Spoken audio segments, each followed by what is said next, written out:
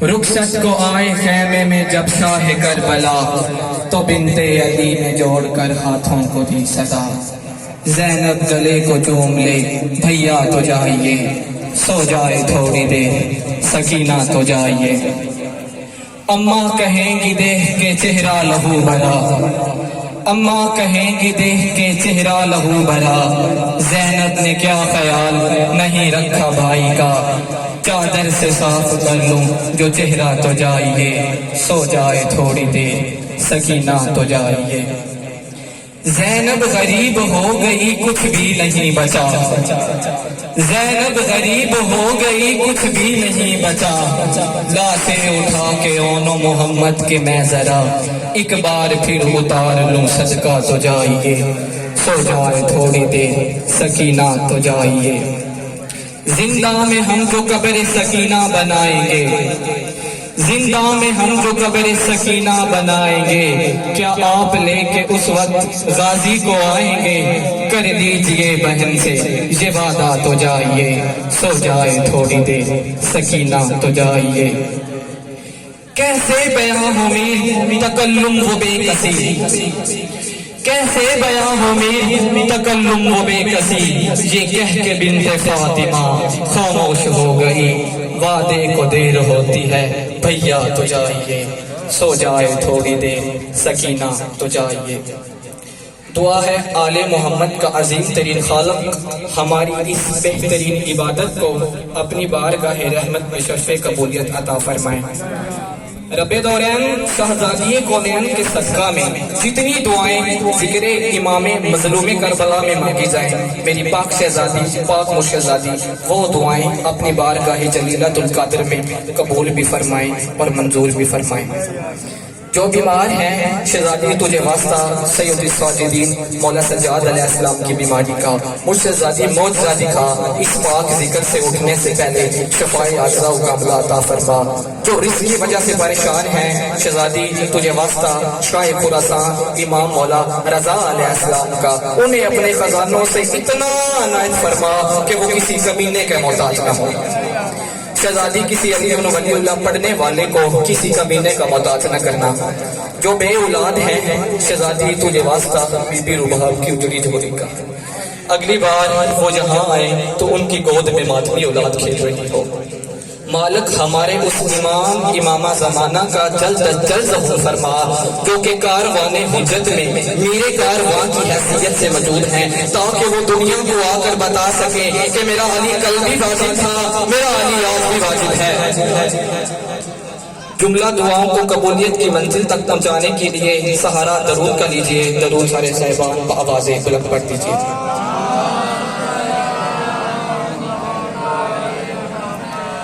سب سے پہلے عرض کی آج کی اس صفحہ انتظار، صفحہ معرفت، صفحہ عذاب، اس منزل قبولیت اور اس پر حاضر و منتظر موالیانوں عزاداران کے دلوں کے تخت پر مسند نشین ولایت ولی مطلق کے وسیلہ سے درخواست گزار ہوں اپنے اس وارث کے حضور جو پردہ غیب میں شاہ سوارے راہوارے اور حجت الہیہ کی حیثیت سے موجود ہیں کہ کائنات کو وہ مطلق العنان مدبر الامور اپنے روح سے عذاب غیبت ہٹائیں اور کعبہ کی چھت پر اپنے دونوں قدم رجا فرما کر کائنات کے ہر بے غیرت کو بتائیں کہ محمد ایسے ہوتے۔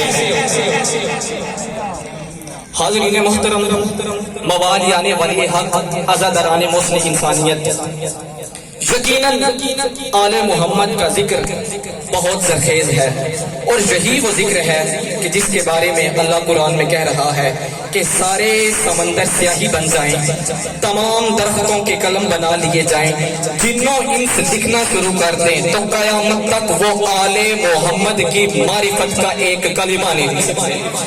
تو کسی کی جرات ہی نہیں، کسی کی ہمت ہی نہیں کہ ذکر کرتے ہوئے اپنا حق ادا کر سکے۔ حاضرین محترم، اکثر کچھ خود ساختہ عالم دین اور ان کے پیروکار یہ کہتے ہیں کہ مجلس حسین میں سیرت سرکار دو عالم سیرت نبوی نہیں پڑھی جاتی، تو جن بندوں کا یہ خیال ہے وہ کام کھولے ذرا۔ مجلس اعظام گے۔ مجلس اعضاء میں پڑی ہی سیرت صداقت سرکار مصطفیٰ جاتی ہے۔ جو بندہ علی پڑھتا ہے وہ بھی مصطفیٰ پڑھتا ہے، جو بندہ حسن پڑھتا ہے وہ بھی مصطفیٰ پڑھتا ہے، کیونکہ اس گھر کے سارے مصطفیٰ ہیں۔ ہاں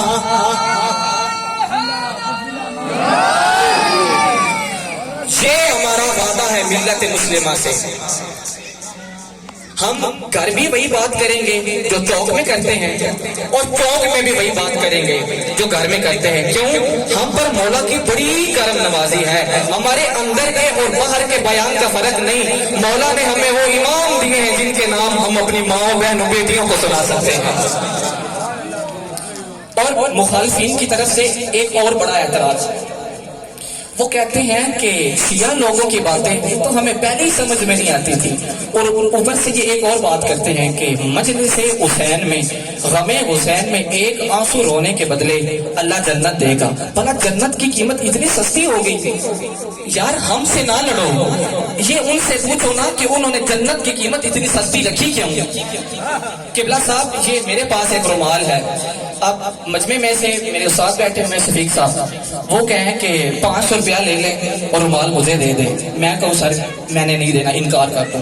پھر ادھر سے قبلہ ظفر صاحب اٹھیں کہہ کہ میرے سے 5000 لے لو، رومال مجھے دے دو، میں نہ دوں۔ پھر مجمع میں سے نا ایک چھوٹا سا بچہ اٹھے کہے کہ یہ 10 روپے لیجئے اور رومال مجھے دے دیں۔ اس بچے سے 10 روپے لے کے میں جیب میں ڈال لوں اور رومال اسے دے دوں۔ اور اب بندے حیران ہو، 100 کا نہیں دیا، 500 کا نہیں دیا، 5000 کا نہیں دیا، یار رومال خریدا میں نے ہے، میری مرضی جس دام فروخت کروں۔ تو تمہیں سمجھ نہیں آتی جنت کے مالک ہے میرے مولا حسین، یہ میرے مولا کی مرضی، نماز کے بدلے جنت دے نہ دے، 2 آنسو کے بدلے جنت دے دے، کیونکہ قبلہ صاحب مالک جنت کے حسین ہیں۔ میں تمہیں بتاتا ہوں، خلد تو شاہ شہیدان کی ملکیت ہے، خلد تو شاہ شہیدان کی ملکیت ہے، اور کون بھی تجھ کو وہاں اعلیٰ ٹھکانے دے گا جو تمہیں اپنی مجالس میں نہیں آنے دیتا، کیا تمہیں خلد کی جاگیر میں جانے دے گا؟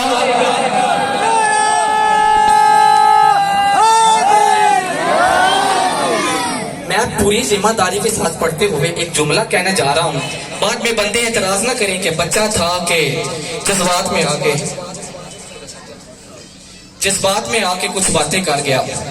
اگر میرے سنی بھائی جو ہے نا، وہ نا یہ بات لکھ کے لے جائیں گھر کہ حسین ہونے کے لیے محمد ہونا ضروری ہے، اور محمد ہونے کے لیے حسین ہونا ضروری ہے۔ پھر سنیے، حسین ہونے کے لیے محمد ہونا ضروری ہے، اور محمد ہونے کے لیے حسین ہونا ضروری ہے۔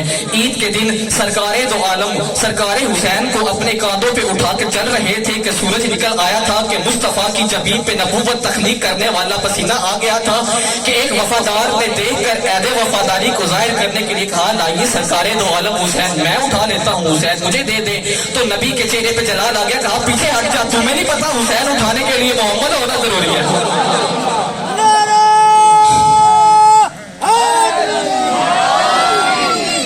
حسین ہو تو محمد اٹھائیں، محمد ہو تو حسین اٹھائیں۔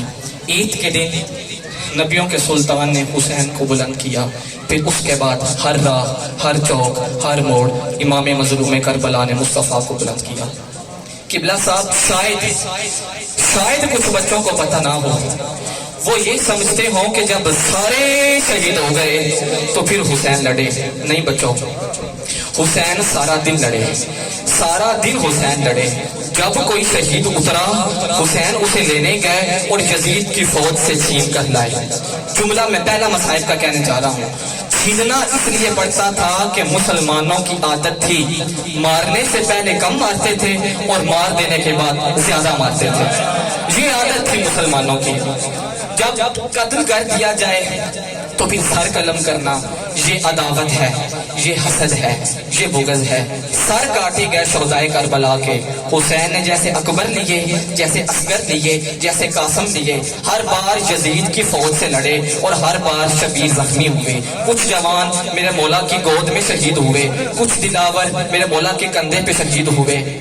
حسین نے ساری شہادتیں اپنے ہاتھوں میں دیکھی اور ہر شہید کی پیشانی چوم کے پڑھا، ربنا تقبل منا انا للہ و انا الیہ راجعون۔ अज़ादारों, फिर एक वक्त ऐसा आया जब शबीर तन्हा रह गए।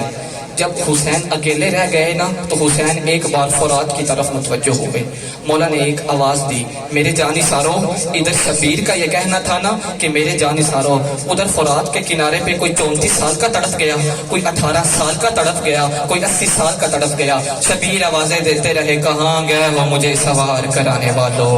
अज़ादारों, फुरात के किनारे पे पड़े 70 जनाजों ने कहा, लब्बैक या इमामी, ऐ हमारी इमाम, हम अब भी हाजिर हैं। अज़ादारों, हुसैन उसके बाद खैमे में आए। हाँ, जब 9 मुहर्रम की रात ढल रही थी ना, तो मेरे मौला हुसैन ने अपने भाई का बाजू पकड़ा, कहा, आओ आओ अब्बास, मैं तुम्हें कुछ जगह दिखाऊं। अब्बास, यहाँ पर तेरे बाजू कटेंगे। अब्बास, यहाँ मैं अस्कर को लेकर खड़ा हूँ का तो तीर आएगा। जहाँ मेरे अकबर के सीने में बच्ची का फल उतारा जाएगा। मुख्तलिफ जगह दिखा रहे थे, औन की दिखा रहे थे, मोहम्मद की दिखा रहे थे, शौदाए बनु हाशिम के असहाब की दिखा रहे थे। कि चलते चलते ना मौला अब्बास ने कहा, मौला, वो फुरात के उस किनारे पर कोई एक मस्तूर है जिसने काला बुर्का पहना हुआ है।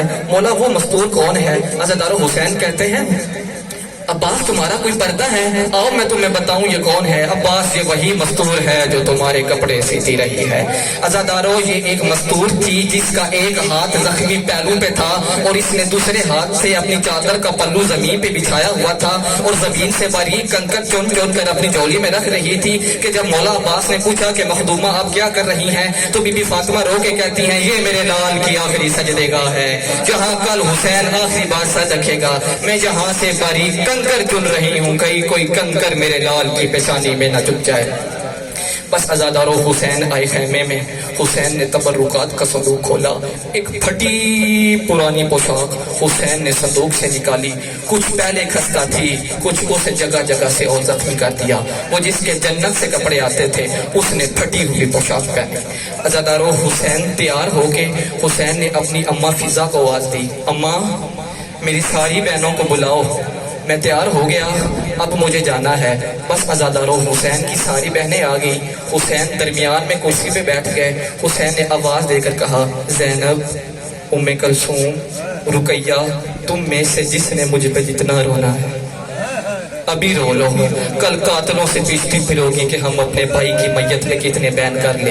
कल तुम्हें कोई रोने नहीं देगा। किबला साहब, अब मैं पंजाबी सकाफत के मुताबिक एक अंदाज बताने जा रहा हूँ। वो करबला वाले थे, वो जाने, उनका अंदाज जाने। मुझे लगता है कि बतूल की बेटियों ने अपनी चादरें मौत के संगले कर बांध लिए और शबीर के गिर्द खड़े होकर ऐसे रोई कि बुलंद आवाजों से शबीर खैमों से निकले कि मीर अली को कहना पड़ा, शबीर बरामद हुए यूं खैमे के दर से, जैसे कि निकलता है जनाजा बड़े घर से। अज़ादारों, हुसैन खैमे से निकले। एक कोहराम बर्पा हुआ। बहनें रोईं जैसे जवान भाइयों की मैयत पे बहनें बैन करके रोती हैं, वैसे बहनें रोईं। हुसैन आए मुर्तजिस के करीब तो देखा मुर्तजिस तैयार था, जीन सजी हुई थी, रकाबे तवाजुन में थी। कहा, मुर्तजिस, मुझे सवार कराने वाले सारे सो गए, ये तुम पे जीन किसने रखी? तो मुर्तजिस कहता है, जब आप अपनी बहनों से खैमे में मिल रहे थे ना, तो अब्बास की बहन मुझे अपने खैमे में ले गई थी। हुसैन जल्दी से आए अपनी बहन रुकैया के खैमा में। रुकैया, ये तुम्हें जीन रखने किसने सिखा दी? तो बीबी रुकैया रो के कहती हैं, अब्बास कल सारी रात मेरे खेमे में आता था, कहता था तन्हा रह जाएगा मेरे मौला, कोई सवार कराने वाले ना होगा। रुकैया, ऐसे जीन रखना। बस अज़ादारों, हुसैन निकले। एक बार फिर बीबियों का शोर बर्पा हुआ। हुसैन हर बहन के खेमे में गए, हर बहन से मिले। फिर जब सईदा ज़ैनब के खेमे के बाहर आए ना, तो खड़े होके कहते हैं, अल्लाह की दीन की मौसिना, एक हसरत रह गई। कहा, जी हुसैन। कहा, तू माँ बन के इजाजत दे, मैं बेटा बन के रुखसत होता हूँ। अज़ादारों, बीबी ज़ैनब ने कहा, हुसैन अंदर आ जा। हुसैन, तू वक्त का हाकम है, सूरज रोक, मैं तन्हाई में तुझसे कुछ बातें करना चाहता हूँ। अज़ादारों, हुसैन बहन के सामने बैठा तो बीबी ज़ैनब कहती है, हुसैन मेरी एक वसीयत रह गई, माँ ने 3 जमाती उसानी की थी, कहो तो पूरी कर लूं। जी बहन कर ले। अज़ादारों, बीबी ज़ैनब ने कहा, حسین ذرا گردن سے کپڑا ہٹا، چچا جی 13 بوسے بھائی کی گردن کے لے کے بی بی زینب رو کے کہتی ہے یہ اما زہرا نے 3 جمادی الثانی کہا تھا جب حسین آخری بار رخصت ہو میری طرف سے 13 بار حسین کی گردن چومنا۔ عزادارو مولا نے کہا بہن تو نے وصیت پوری کر لی، اب میں بھی وصیت پوری کر لوں۔ زینب ذرا کلائیوں سے کپڑا ہٹا، عزادارو بی بی زینب کی کلائیاں چوم کے بی بی زینب کی کلائیاں چوم کے کہتے ہیں یہ اما زہرا نے 3 جمادی الثانی کہا تھا کہ جب آخری بار جانے لگو میری طرف سے بہن کی کلائیاں چومنا، تمہارے بعد ان ہاتھوں میں ہتھکڑیاں آ جائیں گی۔ بس عزادارو حسین نکلے، مرتجز کے قریب آئے، مرتجز پر سجی ہوئی زین پر سوار ہوئے، سوار ہو کے مرتجز کو کہا مرتجز چل، رونے والوں مرتجز نہیں چلا، پھر کہا مرتجز چل، نہیں چلا، پھر کہا چل، نہیں چلا۔ مولا رو کے کہتے ہیں مرتجز تھک گئے ہو؟ مرتجز میں پیدل چلا جاؤں؟ اب مرتجز بھی بولا، کہتا ہے مولا میں آخری وقت میں ساتھ چھوڑ جاؤں، میں کوئی مسلمان ہوں؟ تو حسین نے کہا مرتجز پھر چلتا کیوں نہیں؟ کہا حسین میرے پیروں میں دیکھیے یہ ایک 3.5 سال کی بیٹی تھی جس نے گھوڑے کے سموں میں ہاتھ ڈالا ہوا تھا، جو کہہ رہی تھی نہ جانا نہ جانا یہ تمہارا نہیں میری یتیمی کا سفر ہے۔ عزاداروں حسین زین سے اترے اور اپنی بیٹی کا وہ سر چوما جو ابھی زخمی نہیں ہوا تھا، کہا سکینہ بس آج کے بعد مٹی پہ سو جانا، سکینہ ریت پہ سو جانا، سکینہ صبر سے سفر کرنا، سجاد کے ہاتھوں میں ہتھکڑیاں، پیروں میں بیڑیاں، کمر میں لنگر ہوگا۔ سکینہ نے بابا کی باتیں سن لی، بولی نہیں، اٹھ کے چلی۔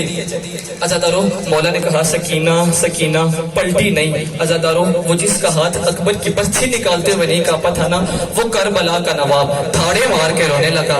سوال کرو ماتمیوں انہوں نے کیا دیکھا کہ حسین رونے لگ گئے؟ عزاداروں حسین نے اپنی ہی زندگی میں سکینہ کو یتیموں کی طرح چلتے دیکھا۔ بس عزاداروں حسین جب کی تیاری کر کے میدان جنگ کی طرف جا رہے تھے اور رونے والے ماتمیوں یہ سفر آسان نہیں تھا، کہیں حبیب کا جنازہ، کہیں زہیر کا جنازہ، کہیں اکبر کا پھٹا ہوا سینہ، کہیں کوئی چھپی ہوئی قبر۔ حسین ہر ایک جگہ سے جھک کر کے گزر گئے، ایک مقام ایسا آیا جہاں حسین رو پڑے۔ یہ وہ جگہ تھی جہاں مولا عباس کا پہلا کٹا ہوا بازو پڑا تھا۔ جب حسین نے مولا عباس کا کٹا ہوا بازو دیکھا تو حسین کو جلال آ گیا۔ حسین نے نیام سے تلوار نکالی، منزل نخیلہ پر پہنچ کے مولا نے نیزہ اٹھا کے پھینکا، 9 میل دور جا کر نیزہ گرا، ایک نیزہ اپنے پیروں میں نصب کیا۔ یزید کی فوج کو مخاطب کر کے حسین کہتے ہیں تم نے مجھے مجبور سمجھا ہے، تم نے مجھے لاچار سمجھا ہے، تم نے مجھے بے بس سمجھا ہے، تم سمجھتے ہو کہ میں کمزور ہوں۔ تم 9 لاکھ میں سے میں تمہیں قسم دے کے کہتا ہوں ان دونوں نیزوں میں سے گزر کر دکھاؤ، اگر کوئی واپس چلا گیا مجھے عباس کا آقا نہ کہنا، مجھے اکبر کا بابا نہ کہنا۔ بس عزاداروں حسین نے یزید کی فوج پر حملہ کیا، اور جب پہلا حملہ کیا نا وہ مصطفیٰ آباد والوں مشکل وقت میں سب سے زیادہ وہ یاد آتا ہے جو اس سے سب سے زیادہ پیار ہو۔ حسین یزید کی فوج پہ حملہ کر کے کہتے ہیں او بغیرتو تم نے میرا عباس مار دیا، او بغیرتو تم نے میرا عباس مار دیا۔ حسین حملہ کرتے رہے، کبھی دائیں سے کبھی بائیں سے، کبھی میسرہ سے کبھی میمنہ سے، کہ بہن اماں فضا کو لے کر نا خیمے سے نکل آئی، کہا اماں آؤ میں تمہیں اپنا لڑتا ہوا بھائی دکھاؤں۔ بڑا شوق تھا بھائی کی جنگ دیکھنے کا۔ بی بی زینب بیٹوں کی قربانی کے بعد کہہ رہی تھی اماں وہ دیکھ میرا بھائی لڑ رہا ہے، اماں وہ دیکھ میرا بھائی لڑ رہا ہے، اماں وہ دیکھ میرا بھائی لڑ رہا ہے۔ بس عزاداروں پھر ایک وقت ایسا آیا جب اماں فیضا نے کہا زینب مجھے ابو حسین لڑتا ہوا نظر نہیں آ رہا، تو بی بی کہتی ہیں اچھا لڑتا ہوا نظر نہیں نہ آ رہا تو وہ دیکھو زین سے تھوڑا سا نیچے میرے نانا کی امت نے حسین کے لیے تیروں کا مسلح بچھا دیا ہے۔ بس عزاداروں پھر تیروں کا مسلح ہٹ گیا، حسین نے آخری سجدے میں سر رکھا، ادھر سے شمر آ گیا، ادھر سے سکینہ آ گئی، ادھر سے شمر آ گیا، ادھر سے سکینہ آ گئی، سکینہ پہلے پہنچ گئی۔ عزاداروں شمر نے سکینہ کو حسین سے ہٹایا ایسے کہ سکینہ کا برقع پھٹ گیا، سکینہ کے رخسار پھٹ گئے، سکینہ کی بالیاں اتر گئی۔ عزاداروں اس نے ضربیں ماری، اس نے پہلی ضرب ماری، آدم نے میدان چھوڑا، اس نے دوسری ضرب ماری، نوح نے میدان چھوڑا، اس نے تیسری ضرب ماری، ابراہیم چلے گئے۔ عزاداروں ضربیں چلتی رہی، انبیاء جاتے رہے، جب 9ویں ضرب چلی تو پھر بی بی سکینہ بھی نہیں رکی، پھر پانی کی طرف نہیں گئی، پھر فرات کے اس کنارے گئے جہاں 34 سال کا عباس بازو کٹوا کر پڑا تھا، چچا کے سینے پہ لیٹ کے بی بی کہتی ہے چچا غازی تیرا دین بچ گیا، تیری بیٹی یتیم ہو گئی۔ جب پلٹ کر آئی تو منظر عجیب تھا، شمر کا ہاتھ حسین کی زلفیں، سکینہ جولی پھیلا کے کہتی ہے ایسے نہ اٹھا میرے باپ کا سر، میری جولی میں رکھ دے۔ بھائی بھائی پکارتی رہی میں، پھر بھی خنجر نہیں رکا اماں. تم جو زلفیں سوارا کرتی تھی انہی زلفوں میں ہاتھ تھا اس کا. جہاں بوسے دیے تھے نانا نے اسی گردن سے خون ٹپکتا تھا. 13 ضربے تھی کند خنجر تھا اور شبیر کا گلا اماں. اللہم صلی علی محمد و آل محمد.